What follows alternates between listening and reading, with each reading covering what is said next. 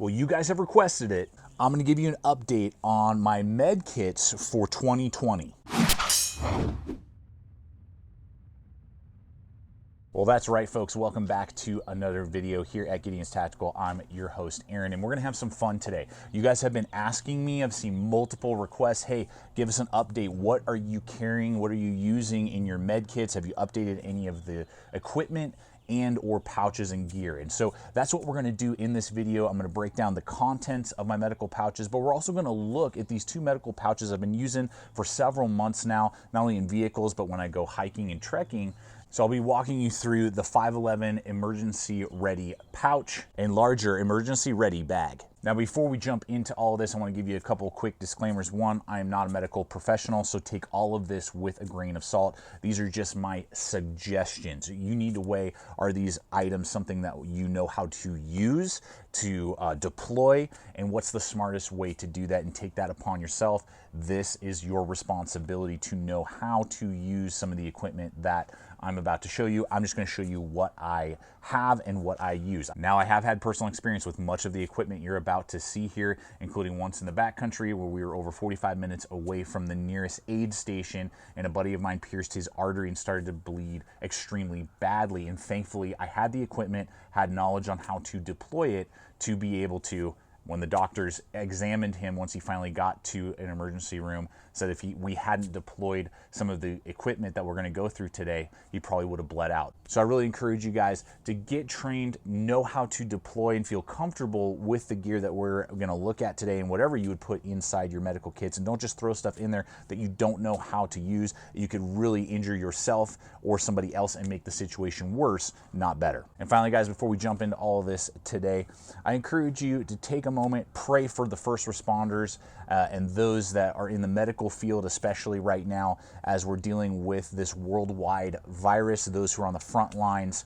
Think of them. If you know friends or family who are involved, neighbors that are in the medical or first responder field, reach out to them, make sure they're doing okay, see if there's anything you can do to help them, and just look for people who are in need right now. If you have the ability to take care of friends or family, I really encourage you to do that. My wife and I are already starting to do that with certain people. There's a single mom with 3 kids that we're going to be taking care of and helping out during this time as she has had her hours at work cut back. So I just encourage you guys, look for those opportunities. It's very easy to get hunkered down and kind of scared, and I'm going to look out for me and mine. And I understand that feeling, but I encourage you to look outward and see how you can help those around you in this hard time. All right, guys, so with that, let's unpack these pouches and see what's going on inside. All right, guys, so here we go. We're going to jump into this. Now, I'm going to bounce back and forth between the pouches themselves as we're kind of going through it and all the contents, because I have been using these pouches for a few months now, and I really like the layout. Now, these are from 511. I did request these so I could give you guys a good feel for the pouches, and I was looking for just some different variety of sizing for my medical kit. So again, this is the emergency ready bag at 6 liters. The smaller one is the emergency ready pouch at 3 liters. The larger one will be about $60. The smaller one will be about $50. I will have links over to 511's website if you guys want to go check them out. There will be all the detail, all the specs over there. I'm not going to go into a ton of detail with the pouches themselves. It's more about the contents of these bags, but I'll go over a few aspects that I'm liking and maybe a few things that I'm trying to figure out still with the bags as we go through it. They have a couple different color combinations last I checked, and in the links below to Amazon, I'll have a ton of the equipment, the supplies, the guts of this that I've purchased. I think 99% of this on Amazon.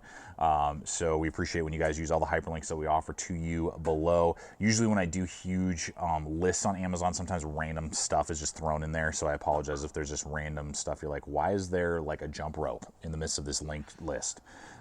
It's just the way the algorithm is for Amazon. But with all of that being said, let's go ahead and get to the front and kind of like the quick access stuff. So on the front of these bags, and with really any medical system, you want to be able to have quick access to the quick deploying equipment, mainly like blood clotting material, gloves whenever possible, a flashlight so you can see what you're doing, and tourniquets, those type of things.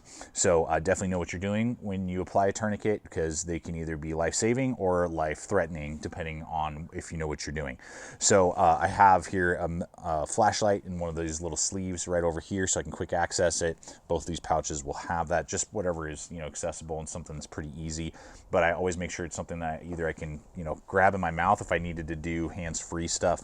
Now both of these do have this little attachment here for a med symbol that did not come with that. I bought those separate, just so you know. So I got here latex-free gloves in one pouch, which is important, you know, in case someone has latex allergies. And then over here I have my cat tourniquet with my Sharpie, and that is from North American Rescue. So I believe I will put those in the links below. Just make sure they're from North American Rescue. There's a lot of copies out there, and those copies often break, and you do not want this thing breaking in an emergency situation. So these pouches do have elastic bands to hold these in place. So, I mean, you can dump it upside down. You know, it's not going to come out, you know, or anything like that, which is good. And that's why I've been willing to carry it that way. And then I have a rat tourniquet right here on one of the opposite sleeves, so I can use different things. You know, if one's not working, if it's multiple injuries, at least I have two that are quick access like that. Now on the smaller version, what's nice is that it has a horizontal pouch that will do the same. So I have my shears to open up and cut the clothing away, and bandages if I had to, but then I have my cat tourniquet as well right there that is easily accessible, and then this just kind of covers it up so just gunk isn't getting on it, and it just kind of holds it in place a little bit better. Between the two, I like the mounting system of this smaller one a little bit better, so it's horizontal. Not that I'm really concerned about these falling out, because this is more of like a vehicle or you know, larger deploying setup, you know, you're camping, something like that. This you could probably put inside a bag or something like that, mount it to a headrest, and do that. So before we look at all the supplies on the inside, I'll just kind of wrap up what we got going on here on the outside of these bags. The larger one, again, being for like multiple people, larger scenarios, vehicles. You got this really nice large two handles right there. Then you got a really good reinforced bottom. What I really like about it is not only do you have some stuff pockets in the back for more quick access supplies, but then it has this released, you can completely release it, strap that you can literally sling it over your shoulder. You could wear it around your waist if you had to. It works actually really well in that capacity. I was really impressed with that. And it is completely removable as well if you want to unclip it, not worry about it. And then it is going to give you two side grab handles as well that you can feed through a lot of stuff. So if you needed to mount it to different items, you could do that. It's pretty large, again, it's 6 liters. That's on that model. And then the same thing on this. You got these two straps right here, grab handles. And then you have one on the bottom, again reinforced, and then you have one pouch on the back. So I actually have an 8x10 pad right there, sterile pad, and then it also comes with a shoulder strap or waist strap, and you can tuck that behind if you want to. If you want to use this 3-liter one more as like a personal IFAC, and you want to use it that way, you could. The way that this is stuffed out, it's pretty beefy, but you know, like for a backpacking trip and to you and your family, you could easily throw it inside a bag, you know, or something like that. So I still have and use regularly my like MOLLE compatible, you know, quick release IFACs for individual use on my day packs, as well as my tactical gear, my rigs and stuff like that. But this is a good secondary option that is more versatile and more easily accessible. They both have little name patches, so you can put your name on there if you are in that field, and you know, you got lots of bags rolling around with different people's equipment. And then you got YKK zippers with double runs that are very easy to open on both of these. So what I really like is that these can kind of accordion out, and there's so much organization, little slits, pouches, different things all over the place to really mount things nicely. Now both of them are going to have these paracord attachments to kind of keep them from completely filleting open, but you can easily untie those, and I've put my medical tape rolls on there for both of these, so that's a nice little bonus, and they have enough space on the sides that you can do that, and that makes it easy to get access to the tape. Now on the back panel here, I've got my shears Really important to have. I didn't feel comfortable throwing them in the front because the elastic bands are kind of wide and more designed for those tourniquets, and I was concerned that they might fall out. So I put them on the back here. I would have preferred to have them outside, but it's just what you got to work with this particular design. So you got all these elastic bands back here on this wall, and I've got eye drops to clear out your eyes if you got junk in them, and then we've got some iodine, so just know whether or not they have allergies, but that's a good cleaning agent, triple antibiotic cream, and then I've got right here liquid bandage. Very, very helpful, useful. I've used it many times before. It'll burn, but man, does it work, and it disinfects the area while you're applying it, so that's a good bonus. And the smaller one will have the exact same thing, just less bands, and I've deployed the exact same layout basically back there. Then as we go along here, we got a divider pouch. This is where I have all of my clotting agents. And so what I have is a Celox 15 gram bandage. These things are super, super good, super important. And I recommend going more with the bandages, and we'll touch on that in just a moment. But I have one of those that can even stop an arterial wound. Then I do have a secondary one. We have a quick clot. A little bit cheaper because these things are going to run pretty expensive. These will be like, I think, 20 bucks to 30 bucks. These are more like 15. The Celox is rated by the US military. I'm not sure about the quick clot, whether or not it's rated as highly, but it's a good option, and at like half the price, it's a good way to get started. It's better than having nothing and then upgrade to the Celox down the line when you can afford it. And then I do have some Celox powder. And then I have some wound seal. Wound seal is going to be the cheapest. You can get these little guys. It's decent. I have used that on a different wound that was bleeding, not profusely, but it was more than really we could stop, and it's a good little powder to have. This is definitely the same what you're going to get on the bandage. The deal with these powders, though, is you have to be really careful. Even today, there's a little bit of a breeze, and I have been informed that if this gets in your eyes, because as soon as it starts touching any liquid, it starts coagulating.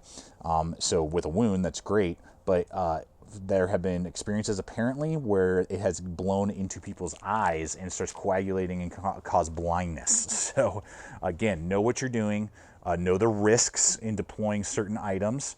And it's better to go with some form of bandage where the material is integrated into the cloth so that it won't blow around.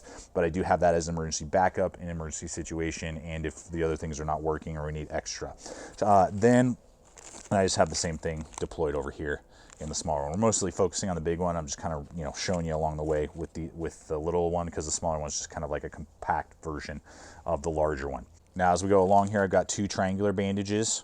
These are going to work great not only for stopping bleeding, using as a sling, different things like that, and those are pretty cheap. Then I do have a SWAT T tourniquet. This is actually what I used, as I said earlier and alluded to earlier, on my buddy. We used this with a bandage, and you could either use it as a compress or as a tourniquet. I did it so tight that it turned into a tourniquet with the compress, with the bandage. And that is what kept my buddy from basically bleeding out in my vehicle as I was trying to get him to an ambulance and meeting up with him at an ambulance about 45 minutes away. The other benefit to SWAT T tourniquets, even though cats are better if you are going to need to cut off circulation, the fact again that you can use it as a compress as well, but with animals, I have a dog, so if he did something that he just gashed his leg open, these tourniquets are going to be a lot more difficult to use.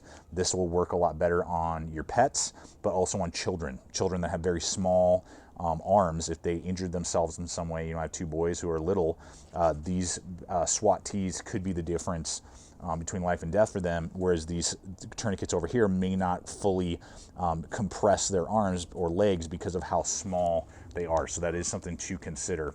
And I have the same over here. I got the SWAT over here, triangular bandage, just less amount because obviously it's a smaller setup. I've got my gloves in here, all that.